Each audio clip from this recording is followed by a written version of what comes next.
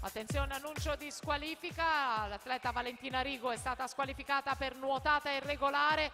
L'atleta Giulia Benvenuti è stata squalificata per nuotata irregolare. Miglior tempo della Cusinato che ha vinto la Serie 2 in 1:03:55. Intanto Francesca Fresia 30,90 al passaggio davanti a Franceschi e Zoni. Primato della manifestazione in questa gara di Federica Meloni, che è stata qui sempre con la nazionale giovanile, 1:01:97.